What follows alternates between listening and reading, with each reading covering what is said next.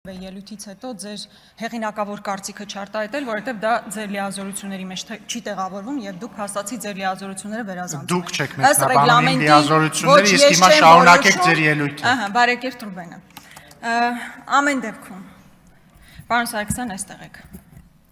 Ես ուրախ եմ, որ ձեր քեռին լավ է, բայց ես նման զարմիկ ունի։ Տեղը տեղին տենդերներ բաժանում, խի պետք է վատ լինի։ Շատ ուրախ եմ, որ լավ է։ Հարցում եք իմ ամուսինը ինչպես է։ Շատ լավ է իմ ամուսինը։ Միայն ուզում եմ հասկանալ, իմ հնչեցրած մեղադրանք քննադատությանը դուք ինչով եք ինձ պատասխանում։ Ես ասում եմ դուք համայնքի ղեկավար եք եղել եւ ձեր ղեկավարման ժամանակահատվածում ձեր քեռին տենդերներ ստացել։ Դուք ինձ ինչու եք մեղադրում։ Իմ գործողությունների կամ իմ կանդրադառնամ իմ ընտանիքի անդամների կողմից իրականացված որ գործողությունն է ապօրինի կամ շահերի բախման տիրույթում։ Եթե որևէ անօրինական գործողություն ես կամ իմ ընտանիքի որևէ անդամ իրականացրել է, բայց այդ դատախազությունը ինչով է զբաղված, 5 տարի շարունակ ոնց հնարավոր է քրքրել են։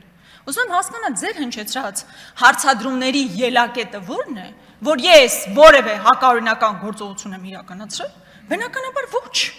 Պոպուլիստական հայտարարությունը եկել ստեղից անում եք, բայց քանի որ նաև այսպես ընդգծված հարցադրումներ են, ես հարկ եմ համարում նաև դրանց անդրադառնալ, չնայած կարծում եմ, որ մեր ժողովուրդը արժանի է, որպեսզի ավելի քաղաքական բնույթի հարցադրումներ հնչեցվեն եւ պատասխաներ, բայց եւ այնպես ես այս տարիներին հասկացել եմ մի բան, որ եթե որևէ հարցադրում բաց ես թողնում, դա հետո այսպես կուտակվում է, ինչպես օրինակ Հեկի հարցով։ Հեկը 5 տարի հետ է կնգել, պարոն Սարգսյան։ 5 տարի այստեղ ասել են Աննա Գրիգորյանի հեկը, Աննա Գրիգորյանի հեկը, Արտուր Հովհաննիսյանի հետ էլ հիմա դատվում եք, ինչ եք եկել, նոր բան եք ուզում հայտնաբերել։ Նոր բան եք ուզում հայտնաբերել։ Ընդ որում ոչ թե ձեր կառավարությունը թույլ չի տվել, որ մենք հեկ կառուցենք, այլ ես ուղղակի 50% իմ մասնաբաժինը վաճառել գնացել եմ։ Հիմա չգիտեմ այդ հեկը կառուցված է, կառուցված չի, process-ի մեջ է, process-ի մեջ չի։ Եկել ինչ եք ասում։ Կամ ասում է Աննա Գրիգորյանի ամուսնու ընտանիքը պատմամշակութային արգելոց թանգարանից տարածք է վերցրել, այնտեղ սքո սրահ է բացել։ Պարոն Սարգսյան, դուք այդ տարածքը տեսել եք Ուրախ Հարամանյան Նարեկը։ Ինքը հո կապանից է։ Գոմ է եղել այդ տարածքը։ Չնայած պատմամշակութային արգելոց թանգարանն է պատկանել։ Քաղաքի ծայրամասում գոմ հիշեցնող տարածք է եղել։ Իմ ամուսնու ընտանիքը պայմանագիր է կնքել 4 տարով, ներդրում է իրականացրել, խոշոր ներդրում է իրականացրել։ Դարձել է սեքո սրահ առաջինը կապանում։ Կապանցին չի ունեցել։ Հիմա ուզում եմ ասեմ, տեղ ինչու եք մեղադրում, որ մենք գոմ հիշեցնող տարածքում ներդրում ենք իրականացրել, պայմանագիրը սպառվել է, հետո դիմել ենք ընդ որում չեն էլ ավելացրել պայմանագիրը։ Այդտեղ հակաօրինական ինչ կա, ես ուզում եմ հասկանալ, էլի։ Ի վերջո հարցադրումներ հնչեցնում եք, պետքա որևէ տրամաբանություն ունենա, թե չէ։ Range Rover-ի հետ կապված Աստվածին։ Այդ մեքենան երևի իմ ամուսինը ունեցել է, երբ ես իրեն դեռ չեմ էլ հանդիպել, հավանաբար 20 տարի առաջ։ Իմիջայլոց ոչ թե կանաչ է, կապույտ գույնի է, այդ այո, հիմա հանգիստ քշում եմ, երբեմն իմ ամուսինը այդ մեքենան որևէ խնդիր չկա, եկել ինչից եք խոսում։ Պարոն Սարգսյան, բարեկամաբար ձեզ հորդորում եմ, ավելի կարծում եմ ձեզ համար ավելի նախընտրելի կլինի խոսել կոկորդիլոսների մասին, այդտեղ դուք հաստատ ավելի բովանդակային եք եւ ավելի հետաքրքիր։ Շատ լավ։ Հիմա, պարոն Կոնջորյան, ամեն դեպքում օրվա հերոսը դուք եք, ձեր մասին պետք է խոսել։ Տեսեք, մեր հարցադրումները ձեր կնոջ հետ կապված, ձեր կնոջ պաշտոնի հետ կապված, որովհետև ձեր կնոջ հետ կապված մենք որևէ խնդիր չենք կարող ունենալ։ Այն տրամաբանության մեջ է, թե արդյոք քաղաքական կոռուպցիա կամ քաղաքական հովանավորչություն այդտեղ չկա։ Եվ բոլոր հիմքերը ունենք կարծելու, որ կա քաղաքական հովանավորչություն։ Ես չեմ բացառում, որ ձեր կինը նույնիսկ լավ մասնագետ է, նույնիսկ շատ լավ մասնագետ է, բայց արդյոք եթե ինքը չհանդիսանար Հայկ Կոնջորյանի կինը, կնշանակվեր այդ պաշտոնին, թե ոչ։ Դրա պատասխանը միայն կարող եք իմանալ, եթե թափանցիկ ձևով ներկայացվի, թե այդ հանձնաժողովում ովքեր են եղել, ինչ կրիտերիաներ են գործել, ոնց է ընտրվել ձեր կինը այդ պաշտոնին։ Քանի այդ ամեն ինչը փակ է, դուք էլ որևէ կերպ չեք ներկայացնում, մենք բոլոր հիմքերը ունենք կարծելու, որ ձեր կինը բացառապես ձեր հանգամանքի բերումով է, որ այսօր նշանակվել է Հայփոստի ղեկավար։ Երկրորդ հանգամանքը աշխատավարձի հետ կապված։ Այն պարագայում, երբ հազարավոր աշխատակիցներ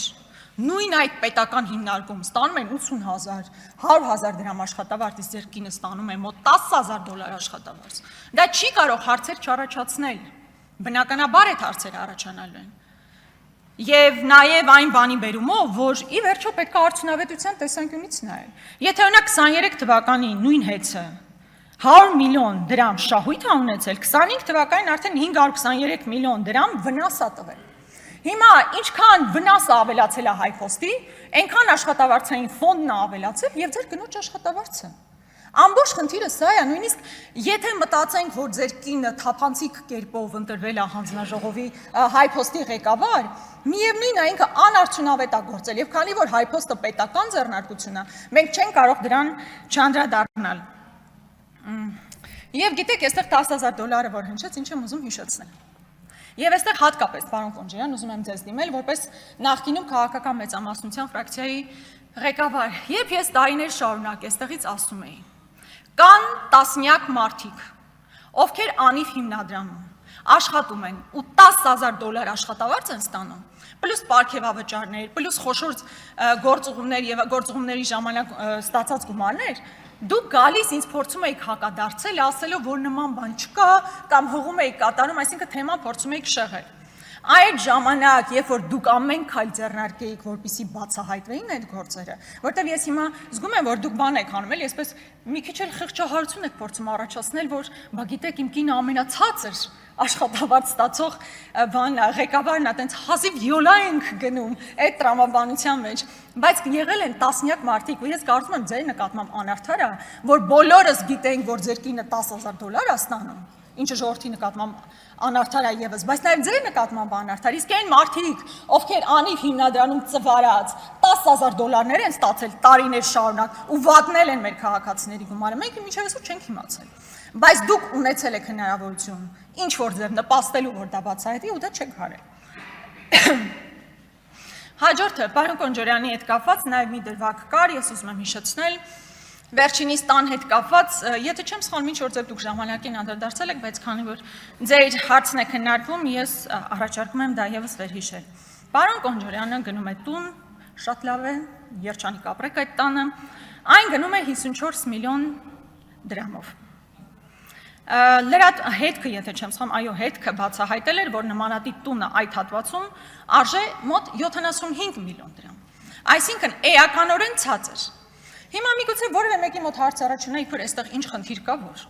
Խնդիրն այն է, որ եթե մինչև 55 միլիոն դրամով ես ձեռք բերվում տուն կամ բնակարան, ապա օգտվում ես եկամտահարկի հետ վերադարձի մասին օրենքից։ Պարոն Կոնջարյան, նախորդ ձեր կինն էլ այդքան բարձր աշխատավարձ է ստանում։ Դուք էլ շատ ցածր աշխատավարձ չեք ստանում, ինչպես մենք բոլորս։ Կարիք կար այդպես խաբել եւ այնպիսի գնով ձեռք բերել, որը էականորեն տարբերվում է, այսինքն դուք սխալ ինֆորմացիա եք ներկայացրել ամենայն հավանականությամբ։ Եվ վերջին դրվագը ձեր եղբոր հետ կապված բավականին քննարկվեց, երեք ես նույնիսկ տեսա, որ քննչականը համապատասխան վարույթն է նախաձեռնել երևի մեր քննարկումների ֆոնին։ Բայց ինչ է տեղ ունեցել, սիրելի հայրենակիցներ։ Այն, որ երկու անձի միջև խնդիր կար, այդ իրանց գործն է Աստված իրանց հետ։ Պարոն Կոնջարյան, ձեր եղբայրը երկար ժամանակ մեքենայով պտտվում էր եւ մեկ այլ անձի տան մոտով անցնելիս հայհոյում էր, սպառնում էր, բայց դա էլ հերիք չի։ Նրան ուղեկցվում է պարեկը։ Ինձ մի հատ խնդրում եմ բացատրեք, այդ ո՞նց է տենց ստացվում։ Միայն այն բանի բերումով, որ այդ մարդու ազգանունը Կոնջարյանը ինքը ունի այդ լիազորություններն ու առավելությունները, որ ինքը չլիներ Կոնջարյան Հայկի եղբայրը, պարեկը իր հետևից այդպես կպտտվեր ու կպաշտպաներ այն ժամանակահատվածում, երբ ինքը գնացել է ուրիշի ընտանիքին սպառնացել, ու ավելին դուք իմացել եք այդ ամեն ինչի մասին եւ որևէ քայլ չեք ձեռնարկել։ Այս շուխուրից հետո միայն քննչականը որոշել է, որ պետքա ինչ որ քրեական վարույթ նախաձեռնի։ Շատ բաներ կար ասելու, բայց ավարտվեց։ Ֆրակցիաանից հավանաբար ես չեմ խոսի, բայց ուզում եմ պաշտոնապես ասել, որ մենք չենք մասնակցելու Հայկ Կոնջարյանի ընտրությանը։